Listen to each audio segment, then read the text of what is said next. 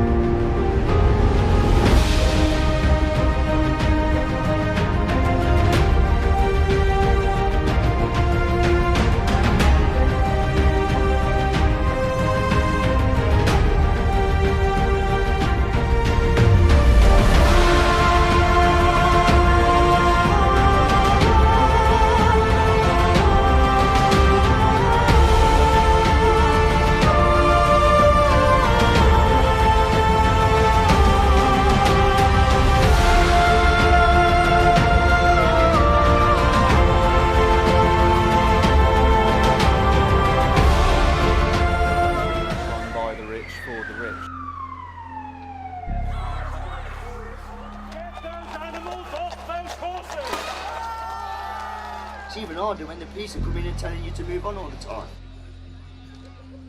Anonymous obviously is just an idea, anyone can partake.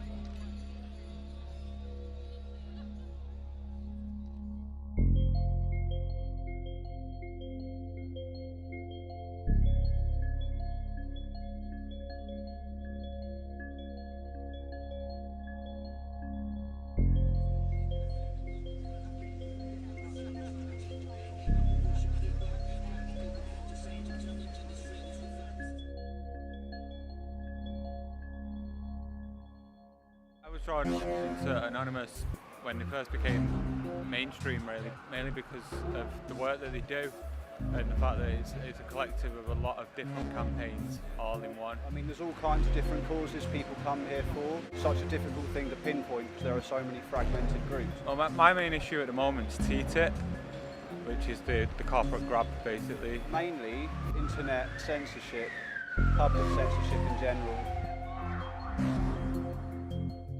Stand up against surveillance. They're surveilling the whole of the country at the moment. Everybody's under surveillance. It's a bit of banter, really. Some laughs. Yeah, just stuff it up.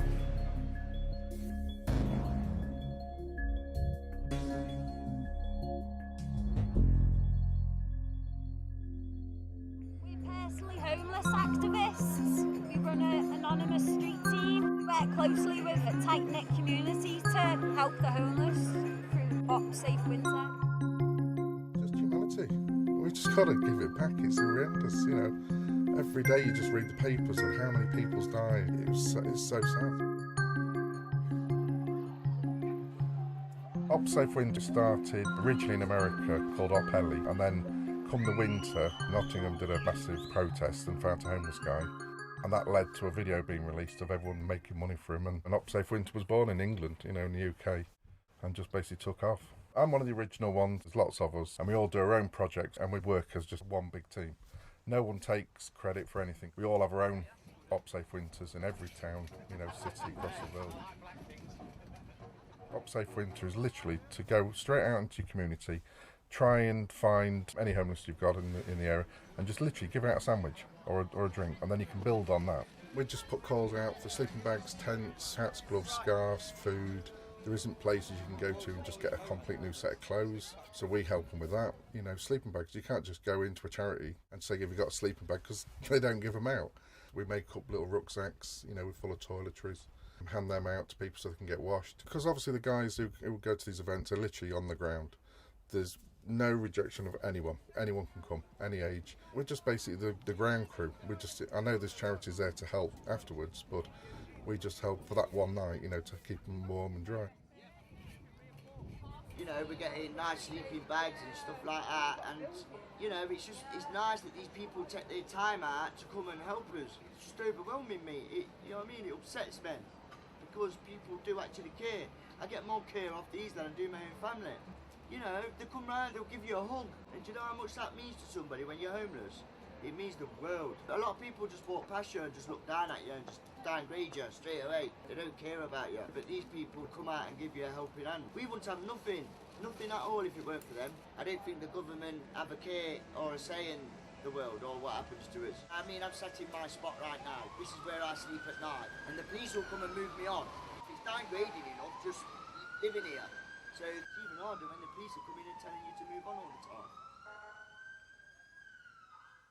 Because it's Christmas, they want all the homeless off the streets because it looks bad for shoppers. Go and give them red cards and yellow cards. Get your first yellow card for basically being sat there, red card, and then you're out. They do this in every city now. Big banners everywhere, don't give money to homeless. The idea is don't help them, and then the charities will do that work. But we're just finding they're failing. You know, there's some good charities out there, but a lot of them now are just making money. It's hard, because, I mean, I've been there years ago. I used to walk past homeless and just think, bum, you know, on the floor. People care more about a dog now than a human. They'll just walk and stand over a human. If it's a dog, they'll be all crouched on the floor, you know, trying to find its owner and things, you know. Nobody cares, that's the problem. They don't look down, but they don't realise it could be them next week. It's just getting bigger and bigger every year, because obviously homelessness is just going up and up and up. In my area alone, it's doubled, and there isn't the beds for them. Under the umbrella of Op Safe Winter, There's little outreach groups set up all over the UK. I know Kiki in Peterborough, I've just helped them with a caravan, so we're going to convert that into a full-on catering trailer for them. There's about 12 of us in total. We are all volunteer based, so non-profit, self-funded, and we get together every week and we give them hot food, and then we also hand out clothes, shoes, sleeping bags and things like that. We knew we wanted to do something in collaboration with OpSafe Winter, but we couldn't use a venue on that day, so we had to do it the day after, and the church offered to allow us to use their venue to do the Christmas dinner. We started a shoebox appeal a couple of months before the actual day, so the general public could donate a shoebox full of things like aftershaves and gifts for the homeless, hats, scarf, gloves and that kind of thing. And then we put them under the tree. We had a hairdresser come in to cut their hair. I know it means a lot, an awful lot, especially the friendship, if nothing else, the friendship or the security, knowing that there's somebody there they can go to. First time I went was 2014 with OpSafe Winter in Nottingham. We started walking around the streets and feeding them with sandwiches and crisps and things like that. And then eventually, 4 or 5 months down the line, we decided to start feeding them hot food. Everything we do is out of our own pocket. We only just started getting any kind of donations. If somebody walks past and says, oh, here's some money, which is like a tenner here or a fiver there. What they do is they put people in poverty, cutting people's housing benefit, cutting people's tax credits. They can't afford to pay the rent, and they're hindering it by arresting them for begging. You find them, they've got no job, they've got no money to pay for that. The last one, we actually paid it for him because we knew there was no way he was going to pay it. Got no opportunity. You go from the care system, you go to the streets, and then you go into the prison system. They're profiting from you the entire time. There's a lot gets pushed under the carpet. Official figures are absolutely horrendous. It's like, I think it was 14 for the whole of last year, but I've helped probably 14 in my own town just in the last few months. That's how silly it is now. They just believe what all these big firms are saying. But yeah, we're just trying to get awareness. That's basically my job now. I've left my old group of running a kitchen to now be more of an awareness campaign. And that's what I sort of try and tend to do now, travelling around. That's why I'm building this camper. We have kitchen units and stuff here in the fridge and grills and the oven, so we can do a mini street kitchen. Got the office space here. We can get people in off the street, sit down in the dry, hot cup of tea, talk to them, find out what they need. But literally it's for cupboard space. We've got all your rucksacks up here, emergency rucksacks, got sleeping bags in the back, tents in the back. We're not there as an answer. We can't fix the problem. It's got to be from higher up. But the council just don't want to spend any money. There's no mental health no more. Everything's been taken away and stripped away, and it's pushed into the cities now. Nottingham at the moment, there's op ground zero. Council said there's no homelessness. So they went, right, we'll prove it then. And they set up a tent, and then another tent, another tent. I think they're on day 6 now, and they've got 24 tents up with homeless people in. Straight outside this train station, 100 yards from the council offices. The council, as of today, are actually there trying to evict them now for trespassing. But it's just bringing awareness. That's how we have to do it now. We have to be literally on the streets, in the faces. Within day 2, the police or the council actually offered to pay everyone to put in a hotel. And all of them turned it down. They said, no, we want full support. There just isn't enough places. This is a problem.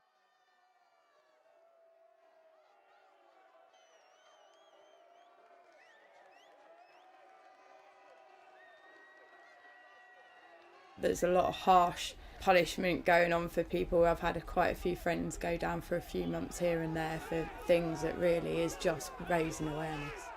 And also, if they are out on the streets and they refuse to move and stuff, a lot of people have been arrested. I know there was a group on a roof to try and stop an elderly man from being evicted in Nottingham, and all of them got arrested. And I think it caused a lot of problems. It made people wary of doing those kind of things. I think Jedi, I'm not sure, possibly started OpSafe Winter. He's been a massive inspiration to me. And I know that each person is an inspiration on the next person. I hope I can be on somebody too. Years I've had my mask and everything else, but now, I think they all know me. I'm just the Jedi. I had to come out. I had to take the mask off because you can't deal with the public when you're trying to raise awareness and things like that. But I have so many good friends now just donating all sorts of things to me to help. You know, it's amazing. OpSafe Winter Anonymous has just been a family to me. We've had a bit of bad publicity, but this is our sort of baby campaign now. Follow the hashtag OpSafeWinter. That'll bring up so much on Facebook, Twitter. You know, they can always come and follow me, ask me any questions they want, I'll help. We're just trying to create a massive campaign now of good. Anonymous obviously is just an idea, anyone can partake. There doesn't need to be a mask, there doesn't need to be no identity, this, that, the other. It doesn't need to be anything. It's the idea of corruption in the system and people collectively coming together to make change.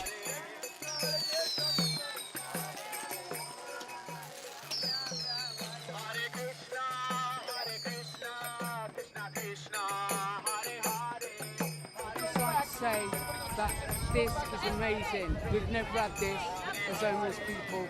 This is astonishing, and thank you very much.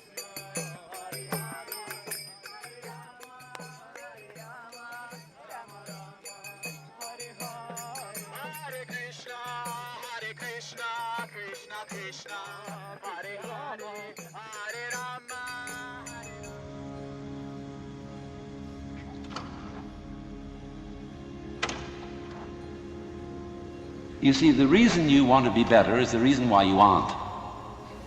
We aren't better because we want to be. Because the road to hell is paved with good intentions.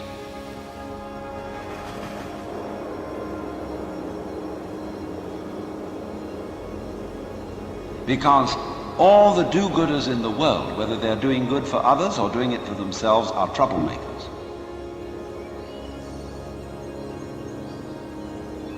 We white Anglo-Saxon Protestants, British, German, American, have been on a rampage for the past 100 or more years to improve the world. We have given the benefits of our culture, our religion, our technology to everybody. And we have insisted that they receive the benefits of our culture, even our political styles, our democracy. And having conferred these blessings all over the place, we wonder why everybody hates us. See, because sometimes doing good to others, and even doing good to oneself, is amazingly destructive. Because it's full of conceit. How do you know what's good for other people? How do you know what's good for you? If you say you want to improve, then you ought to know what's good for you. But obviously you don't, because if you did, you would be improved. So we don't know.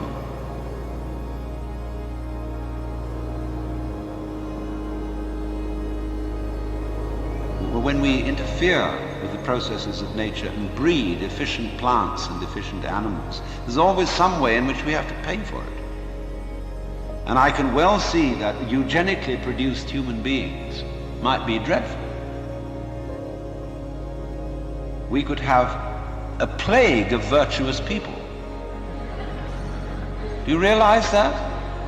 Any animal considered in itself is virtuous, does its thing, but in crowds they're awful. Don't please breed us down to a few excellent types. Excellent for what? We never know how circumstances are going to change and how our need for different kinds of people changes.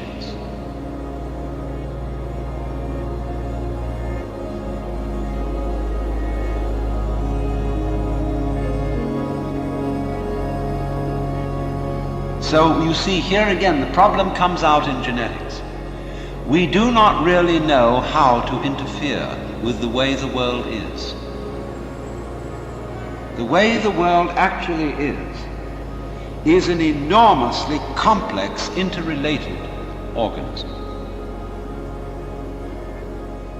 The same problem arises in medicine because the body is a very complexly interrelated organism. See, we always look at the human being medically in bits and pieces. And they each see the human being from their point of view. There are a few generalists, but they realize the human body is so complicated that no one mind can understand it. And furthermore, supposing we do succeed in healing all these people of their diseases, what do we then do about the population problem? I mean, we've stopped cholera, the black bubonic plague, we're getting the better of tuberculosis, we may fix cancer and heart disease. Then what will people die of? Well, they'll just go on living. There'll be enormous quantities of us. Then we have to fix this birth thing. Pills for everybody. We don't know. And what seems a good thing today, or yesterday, like DDT, turns out tomorrow to have been a disaster. So therefore, beware of virtue.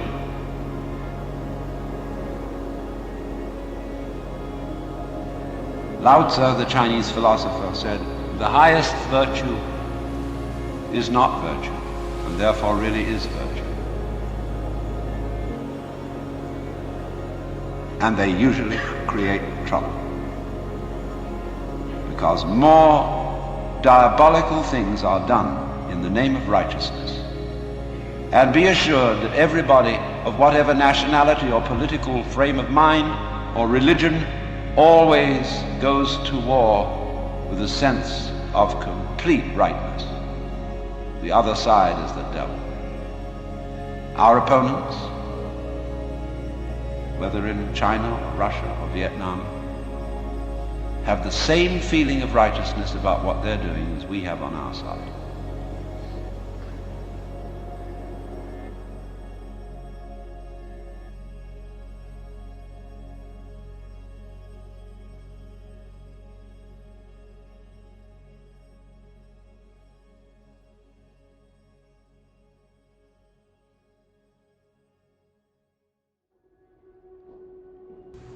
But inferior virtue cannot let go of being virtuous, and therefore is not virtue.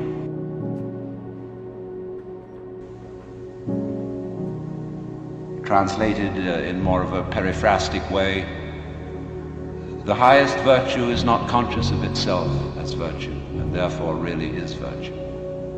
Lower virtue is so self-conscious that it's not virtue. In other words, when you breathe, you don't congratulate yourself on being virtuous. But breathing is a great virtue. It's living. When you come out with beautiful eyes, blue or brown or green as the case may be, you don't congratulate yourself for having grown one of the most fabulous jewels on earth. So it's just eyes. And you don't account it a virtue. To see, to entertain the miracles of color and form. You say, oh, that's just... But that's real virtue. Virtue in the sense, the old sense of the word as strength, is when we talk about the healing virtue of a plant. That's real virtue. But the other virtues are stuck on. They're ersatz, they're imitation virtues. Because as Confucius said, the goody-goodies are the thieves of virtue, which is the form of our own proverb. The road to hell is paved with good. Differences of opinion. The engineer who's been identified by American media as James Damore has been fired from the internet giant. Manifesto written by a Google engineer has put diversity and sexism back in the forefront. This after he wrote an internal document asserting that there were biological reasons why men and women weren't equally represented. They effectively have fired somebody for dissenting from the group consensus while using facts and logic to make his position. Yes, the USA heralds itself as the land of the free and the home of the brave. But on certain college campuses in Silicon Valley and in other parts of the country, there's an atmosphere brewing where if you have the wrong political opinions or cultural views, there could be very harsh consequences.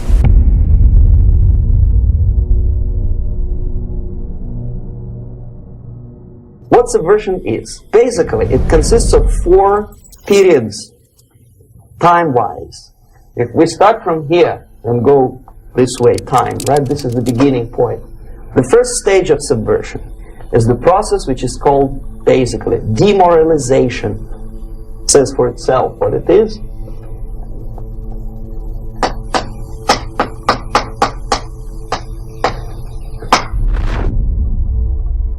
And we believe that sexism, racism, homophobia, and bigotry have no place in this country. Damore told CBS News that before he was fired, he complained to the National Labor Relations Board that Google was trying to silence him.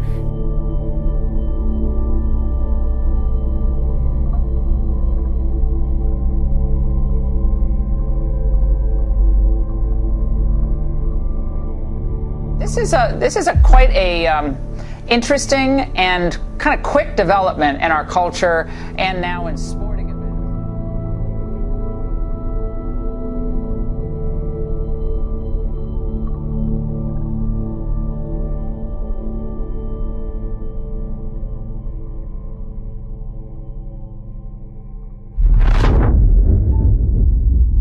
The moment you bring a country to the point of almost total demoralization, when nothing works anymore, when you are not sure whether it is right or wrong, good and bad, but there's no division between evil and good. We're afloat in this culture of confusion. Identity is not necessarily reality. What a person identifies as doesn't make it a fact. But how do we get here? How do we arrive at a place where truth is not as important as personal preferences, even when we acknowledge that it exists? Are people not happier these days, as one writer puts it, to live in worlds built out of our own facts? What if there was a place where the unthinkable didn't happen and life could continue for progressive Americans just as before? Now there is. Welcome to The Bubble. The Bubble is a planned community of like-minded freethinkers, and no one else. However, when I read the memo, look, even if you disagree with every single point he made, I felt he made his points in a logical, calm, and rational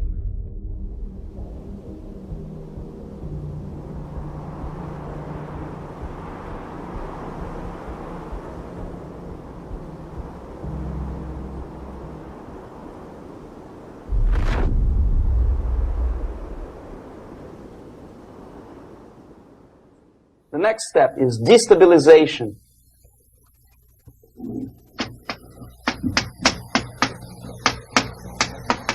Again, this word says for itself what it is. To destabilize all the relations, all the accepted institutions and organizations in a country. But what makes this summer program unique is the campers it serves. Transgender children, some as young as 4 years old. It's a place where they can use the pronoun of their choice. But these few people who I think have lost their true identity are breaking up the truth for the rest of us. It's a very big threat to our culture.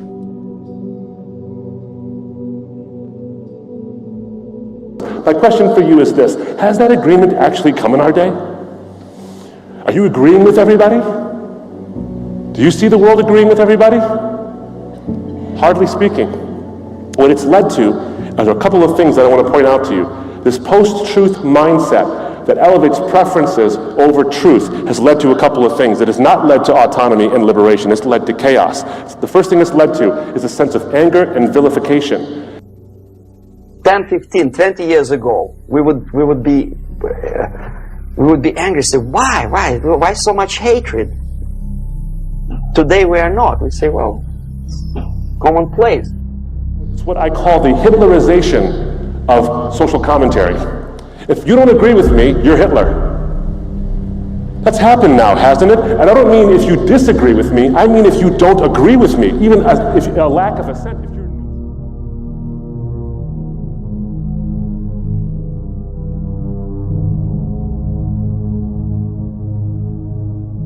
Particularly at a company like Google, which basically controls our information flow, for these guys to start basically saying this is acceptable, this is not acceptable, is really quite dangerous. I love that line about because he was walking around as a man, no one even noticed he was pregnant. They just thought he had a beer belly. The beer belly, that's right. And sharing it on social media so that everybody can understand and learn a little bit more about it is great.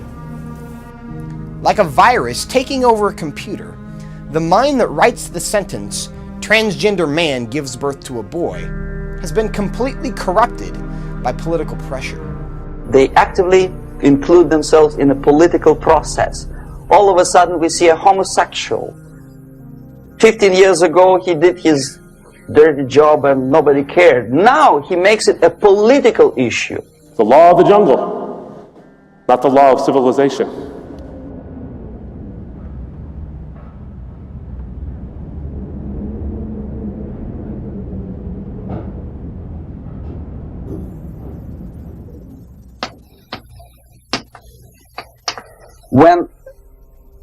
When the legitimate bodies of power, the social structure collapse, it cannot function anymore.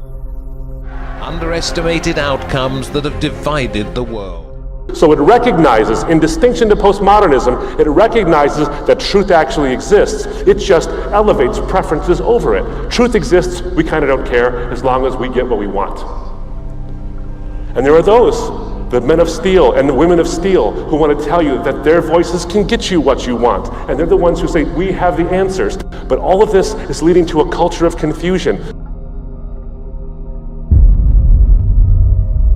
Law and order now also is pushed into the area where previously people settled their differences peacefully and legitimately. Now, we cannot solve our problems anymore. The society at large becomes more and more antagonistic between individuals, between groups of individuals, and the society at large. It reminds me of the song that was so popular in the 80s when I was growing up, which dates me terribly, but a song called The Land of Confusion by the band Genesis. Remember what the words were? Oh, Superman, where are you now? When everything's gone wrong somehow, these men of steel, these men of power are losing control by the hour. Does that not describe today? Could that song not be written yesterday? So therefore, the population at large is looking for a savior. Some strong man, strong government, a leader, a savior is needed. This nation was founded by men of many nations and backgrounds. It was founded on the principle that all men are created equal. Equality, mind you. President Kennedy once said, we will make America to believe that people are born equal. Are people born equal? Is there any mentioning in the Bible? There is not a single word about equality. Just the opposite. You cannot legislate equality. If you want to be equal, you have to be equal. You have to deserve it. And yet we build our society on the principle of equality. We say people are equal. We know it is false. It's a lie.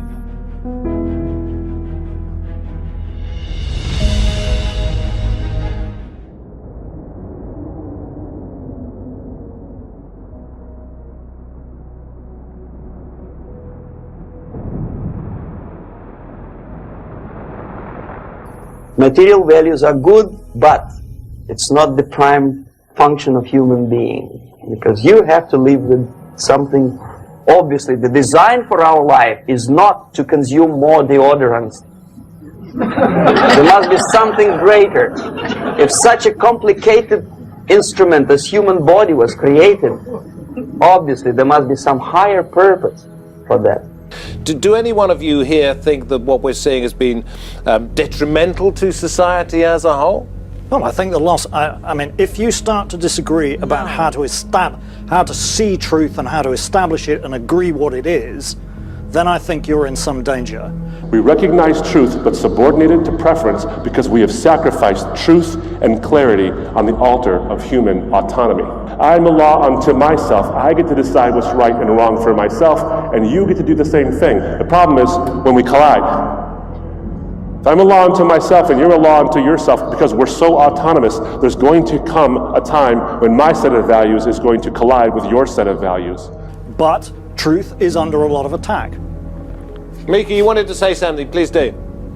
Well, how do you define truth?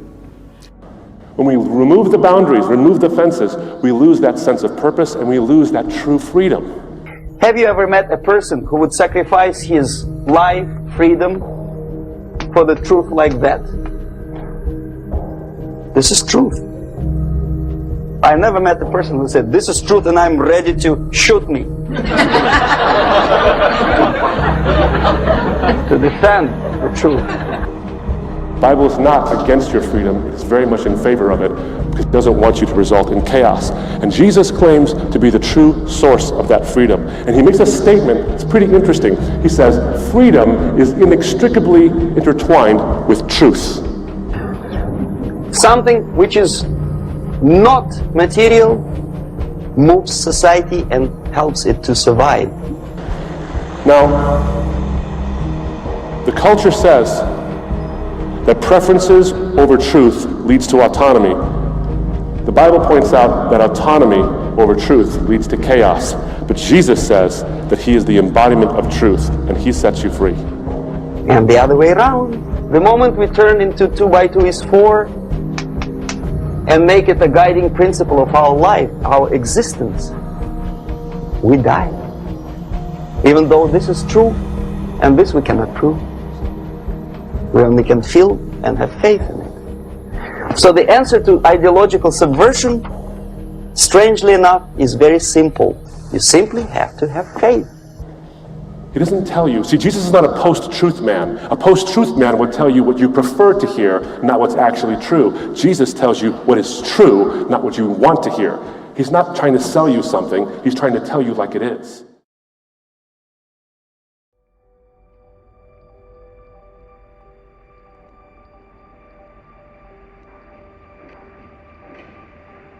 Now, I'm sure that most of you know the old story about the astronaut who went far out into space and was asked on his return whether he had been to heaven and seen God. And he said yes. And so they said to him, well, what about God? And he said, she is black. And although this is a very well-known and well-worn story, it is very profound. Because, I tell you, I knew a monk who started out in life as pretty much of an agnostic or an atheist. And then he began to read Henri Bergson, the French philosopher who proclaimed the vital force, the élan vital, and so on. And the more he read into this kind of philosophy, the more he saw that these people were really talking about God. And I've read a great deal of theological reasoning about the existence of God, and they all start out on this line. If you are intelligent and reasonable, you cannot be the product of a mechanical and meaningless universe. Figs do not grow on thistles. Grapes do not grow on thorns. And therefore, you, as an expression of the universe, as an aperture through which the universe is observing itself, cannot be a mere fluke. Because if this world peoples, as a tree brings forth fruit, then the universe itself, the energy which underlies it, what it's all about, the ground of being, as Paul Tillich called it, must be intelligent. Now, when you come to that conclusion, you must be very careful, because you may make an unwarranted jump. Namely, the jump to the conclusion that that intelligence, that marvelous designing power which produces all this, is the biblical God. Be careful. Because that God contrary to his own commandments, is fashioned in the graven image of a paternal, authoritarian, beneficent tyrant of the ancient Near East.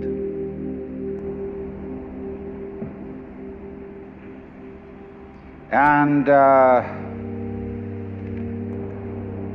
it's very easy to fall into that trap, because it's all prepared, institutionalized in the Roman Catholic Church, in the synagogue, in the Protestant churches, all there ready for you to accept.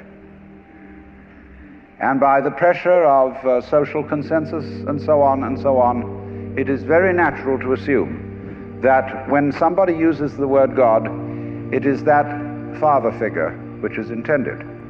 Because even Jesus used the analogy, the Father, for his experience of God. He had to. There was no other one available to him in his culture.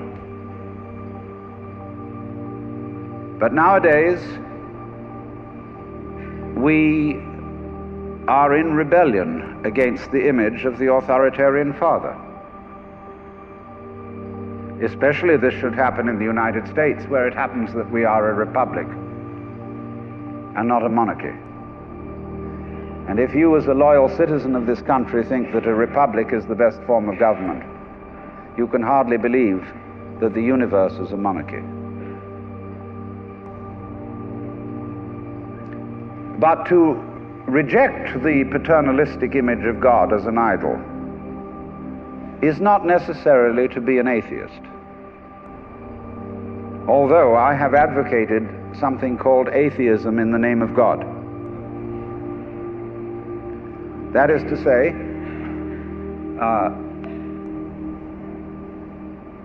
an experience, a contact, a relationship with God, that is to say, with the ground of your being, that does not have to be embodied or expressed in any specific image. Now, theologians on the whole don't like that idea, because I find in my discourse with them that they want to be a little bit hard-nosed about the nature of God. They want to say that God has indeed a very specific nature. Ethical monotheism means that the governing power of this universe has some extremely definite opinions and rules to which our minds and acts must be conformed. And if you don't watch out, you'll go against the fundamental grain of the universe and be punished in some way. Old-fashionedly, you will burn in the fires of hell forever. More modern-fashionedly, you will fail to be an authentic person. It's another way of talking about it. But there is this feeling, you see, that there is authority behind the world, and it's not you. It's something else.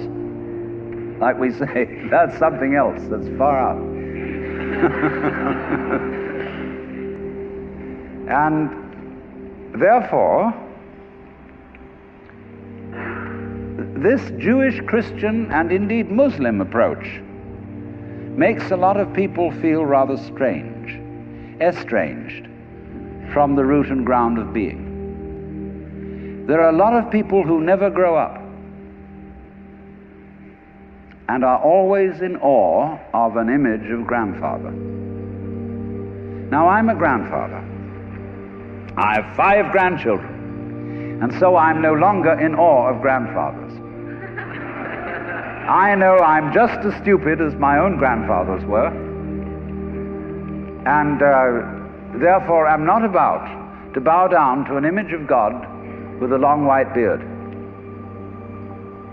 Now, naturally, of course, we intelligent people don't believe in that kind of a God, not really. I mean, we think that God is spirit, that God is very undefinable and infinite and all that kind of thing. But nevertheless, the images of God are have a far more powerful effect upon our emotions than our ideas. And when people read the Bible and sing hymns, Ancient of Days, who sittest throned in glory, immortal, invisible, God only wise, in light inaccessible, hid from our eyes, they still got that fellow up there with a beard on. It's way in the back of the emotions. And so we should think, first of all, in contrary imagery, and the contrary imagery is, she's black. Imagine instead of God the Father, God the Mother. And imagine that this is not a luminous being, blazing with light, but an unfathomable darkness, such as is portrayed in Hindu mythology by Kali, K-A-L-I, the Great Mother, who is represented in the most terrible imagery. Kali has a tongue hanging out long, drooling with blood. She has fanged teeth. She has a scimitar in one hand and a severed head in the other. And she is trampling on the body of her husband, who is Shiva. Shiva represents also, furthermore, the destructive aspect of the deity, wherein all things are dissolved so that they be reborn again. And here is this blood-sucking, terrible mother as the image of the supreme reality behind this universe. Imagine, it's the representative of the octopus, the spider, the awful awfuls, the creepy crawlies at the end of the line, which we're all terrified of. Now that's a very important image, because let us suppose, just for the sake of argument, that all of you sitting here right now are feeling, well, fairly all right. I mean, you're not in hospital. You don't have the screaming memes. You have a sense, you probably had dinner and are feeling pretty good. But you know that you feel that you're fairly good because in the background of your minds, very far off in the background of your minds, you've got the sensation of something absolutely ghastly that simply mustn't happen. And so against that, which is not happening, and which doesn't necessarily have to happen, but by comparison with that, you feel pretty all right. And that absolutely ghastly thing that mustn't happen at all is Kali. And therefore, at once, we begin to wonder whether the presence of this Kali is not in a way very beneficent. I mean, how would you know that things were good unless there was something that wasn't good at all? Now I'm not putting this forward as a final position. I'm only putting it forward as a variation, as a way of beginning to look at a problem and getting our minds out of their normal ruts. She's black. Well, she, first of all, feminine, represents what is called philosophically the negative principle. Now, of course, people who are women in our culture today and believe in women's lib don't like to be associated with the negative because the negative has acquired very bad connotations. We say accentuate the positive. Well, that's a purely male chauvinistic attitude. How would you know that you were outstanding unless, by contrast, there was something instanding?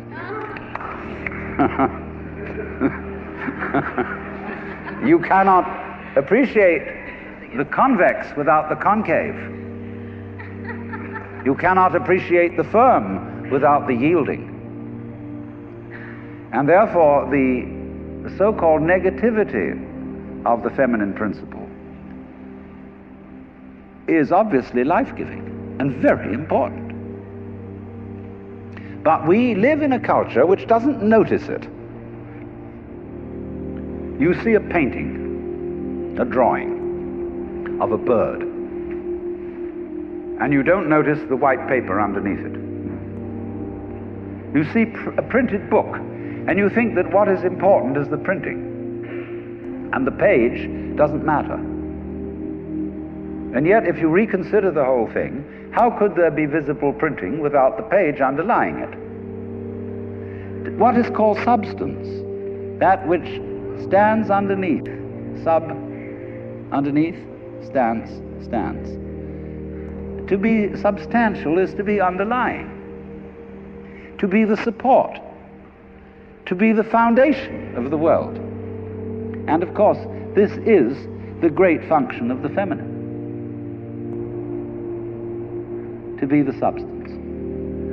And therefore, the feminine is represented by space, which is, of course, black at night. But were it not for black and empty space, there would be no possibility whatsoever of seeing the stars.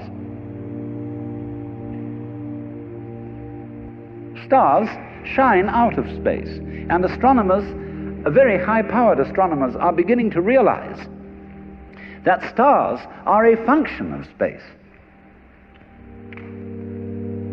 Now that's difficult for our common sense, because we think that space is simply inert nothingness. But we don't realize that space is completely basic to everything. It's like your consciousness. Nobody can imagine what consciousness is. It's the most elusive, whatever it is, that there is at all, because it's the background of everything else that we know. Therefore, we don't really pay much attention to it. We pay attention to the things within the field of consciousness, to the outlines, to the objects, to the so-called things that are in the field of vision, the sounds that are in the field of hearing, and so forth. But what it is that ever it is that embraces all that, we don't pay much attention to it. We can't even think about it.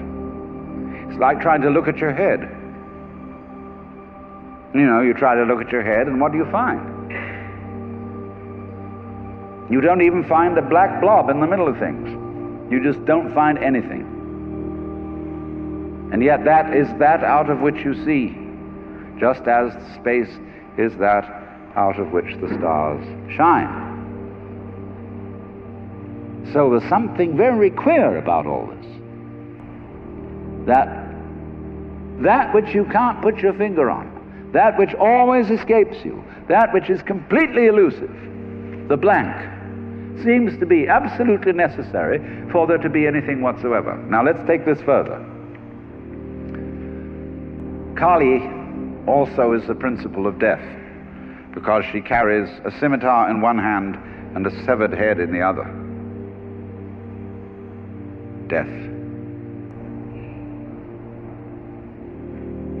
This is tremendously important to think about.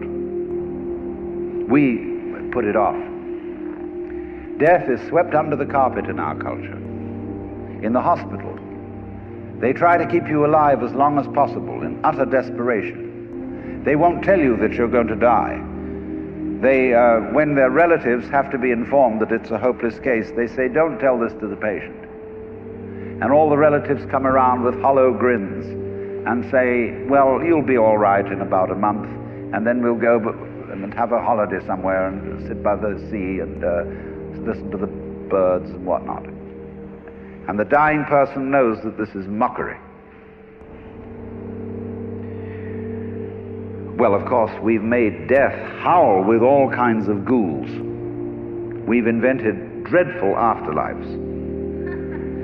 I mean, the Christian version of heaven is as abominable as the Christian version of hell. I mean, nobody wants to be in church forever. Children are absolutely horrified when they hear these hymns which say, prostrate before thy throne to lie and gaze on thee.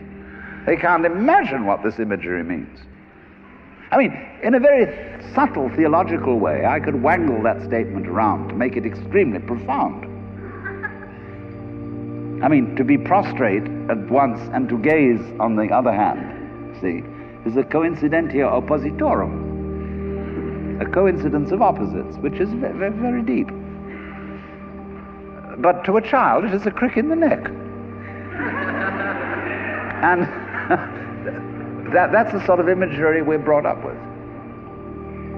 So the idea of what might happen after death, well, you're going to be faced with your judge, the one who knows all about you. This is Big Papa, who knows you were a naughty boy and a very naughty girl, especially girl, from the beginning of things. He's going to look right through to the core of your inauthentic existence. And what kind of heebie-jeebies may come up. Or you may believe in reincarnation, and you think that your next life will be the rewards and the punishments for what you've done in this life. And you know you got away with murder in this life. And the most awful things are going to happen next time around. So you look upon death as a catastrophe. Then there are other people who say, well, when you're dead, you're dead. Just nothing going to happen at all. So what you got to worry about? Well, we don't quite like that idea, because it spooks us. You know, what's it be like to die? To go to sleep and never, never, never wake up? Well, a lot of things it's not going to be like.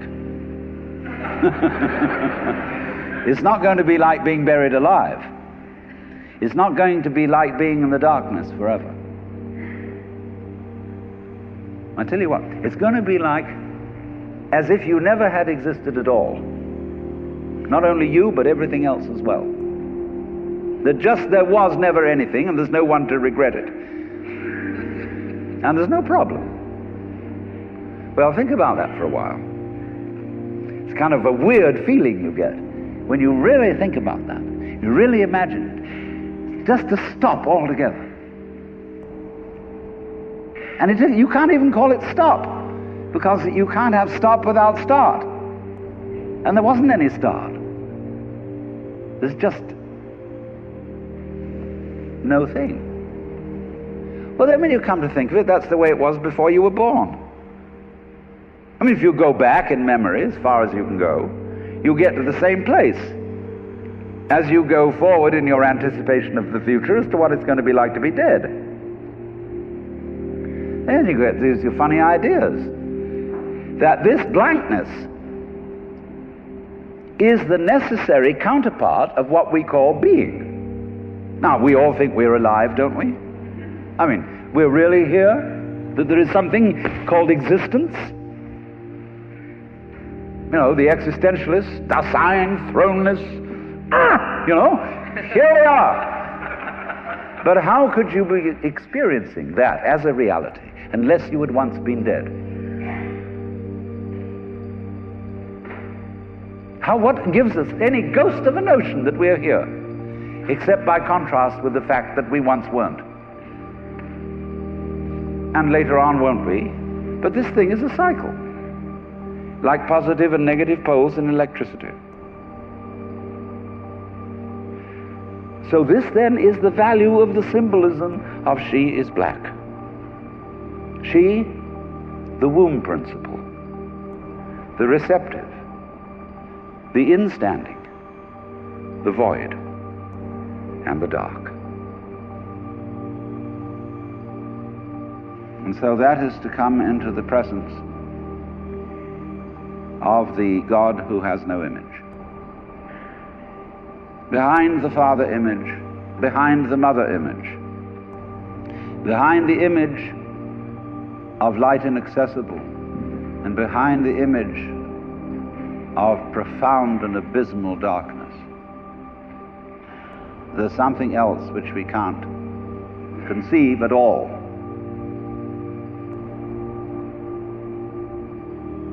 Dionysius the Areopagite called it the luminous darkness. Nagarjuna called it Shunyata, the void.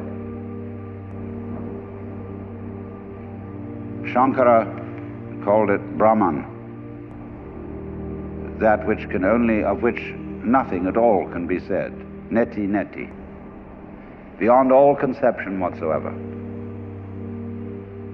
And you see, that is not atheism in the formal sense of the word.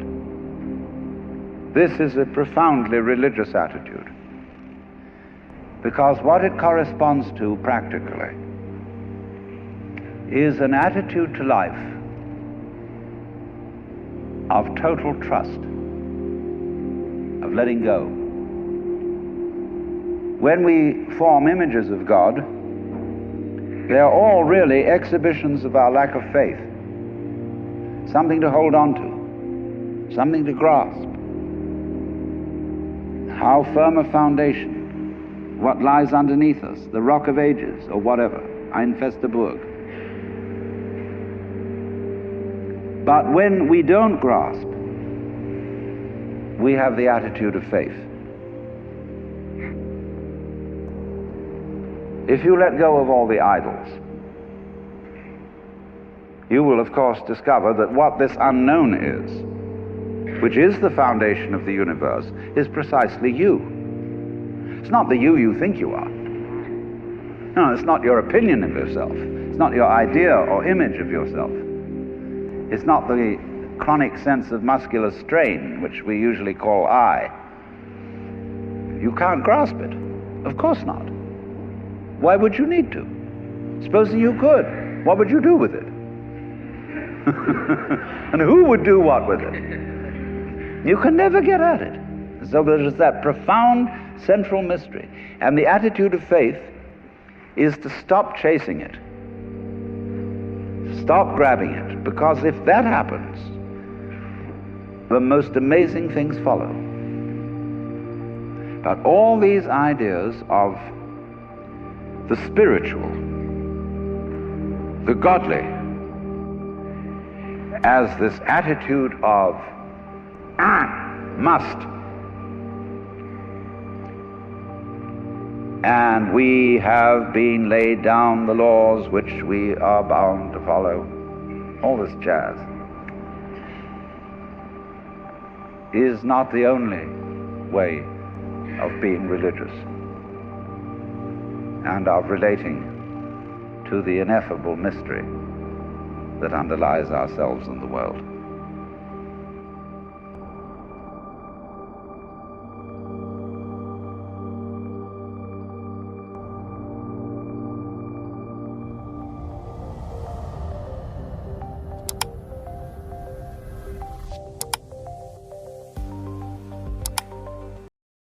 We thank you for watching this video and ask you to spread the news.